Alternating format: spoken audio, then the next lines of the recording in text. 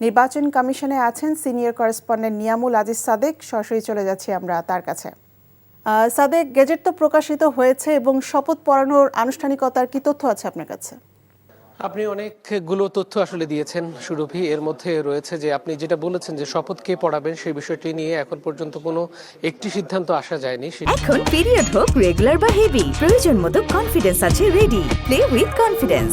এটি হচ্ছে যে রাষ্ট্রপতি কর্তৃক মনোনীত ব্যক্তি কি প্রধান বিচারপতি হবেন কিংবা অন্য কোনো ব্যক্তি হবেন কিনা সেই বিষয়টি এখনো নিশ্চিত করা হচ্ছে না। তবে আমরা যতটুকু জানতে পেরেছি প্রধান বিচারপতি অথবা এই সিইসি এএমএম নাসির উদ্দিন তিনি শপথ পড়াবেন। যেহেতু এখন নিয়ম অনুযায়ী এবং আইনের বিধান অনুযায়ী স্পিকার শপথ বাক্য পাঠ করান, এখন শপথ বাক্য আগের যে স্পিকার তিনি কিন্তু পলাতক অবস্থায় আছেন, যে কারণে এখন রাষ্ট্রপতি কর্তৃক নিয়োজিত ব্যক্তি অথবা প্রধান নির্বাচন কমিশনার শপথটি পড়াবেন। এটি একদিকে। অন্যদিকে আপনি জানেন যে 297টি আসনে যে গেজেট প্রকাশিত হয়েছে সেখানে যাদের ফলাফল দেওয়া হয়েছে তাদের অনেকে কিন্তু কিছুক্ষণ আগে আমরা দেখেছি যে বাংলাদেশ খেলাফত আন্দোলনের যে প্রধান ব্যক্তি তিনি এখানে এসেছেন, এসে তিনি কিছুক্ষণ আগে আমরা দেখেছি একটি আবেদন জমা দিয়েছেন। এরকম আমরা আরও অনেকগুলো আবেদন দেখেছি, যদিও এটি শপথ গ্রহণের ক্ষেত্রে কোনো ধরনের প্রভাব পড়বে না বলে আমরা জানতে পেরেছি ইসি সূত্রে।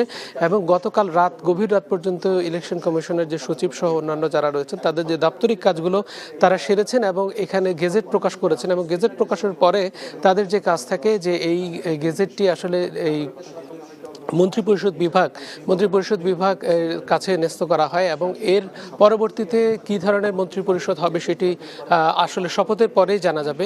তবে সবার আগে শপথ গ্রহণের যে বিষয়টি সেটি আসলে এখন আলোচনার মুখ্য বিষয়। তবে আমরা যেটি জানতে পেরেছি যে গেজেট প্রকাশের পরে মূলত নির্বাচন কমিশনের দায়িত্ব কিন্তু শেষ হয়ে যায়। এখন শপথ গ্রহণের পরে এবং মন্ত্রিপরিষদ কী ধরনের ক্যাবিনেট হচ্ছে সেটি নিয়েও কিন্তু আলোচনা হচ্ছে।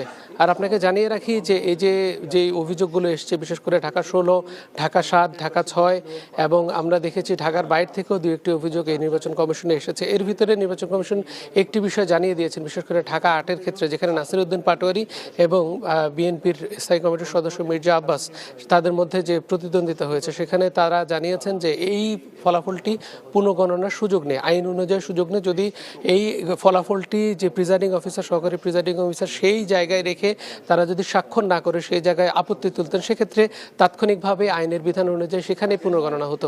কিন্তু এখন যেহেতু প্রিজাইডিং অফিসার, সহকারী প্রিজাইডিং অফিসার এই ধাপগুলো পার হয়ে গেছে, রিটার্নিং কর্মকর্তার কাছে পূর্ণাঙ্গ ফলাফল চলে এসেছে, সেই কারণে তারা গেজেট প্রকাশ করে দিয়েছেন। আগামীতে তাদের যে বিষয়গুলো সুযোগ রয়েছে এবং এই ইলেকশন কমিশন তাদেরকে সেটি জানিয়েছেন, রিটার্নিং কর্মকর্তাও তাদেরকে সেটি জানিয়েছেন যে তাদেরকে আদালতে যেতে হবে এবং আদালতের মাধ্যমে তাদের এই ফলাফলের সুরাহা আসলে হবে। তো এই ছিল সর্বশেষ অবস্থা। দেখা যাক যে আসলে ফলাফল তো ঘোষণা হয়েছে, গেজেট প্রকাশিত হয়েছে, কে শপথ পড়ান সে বিষয়টি নিশ্চিত হলে আপনাকে জানিয়ে দেওয়ার চেষ্টা করব।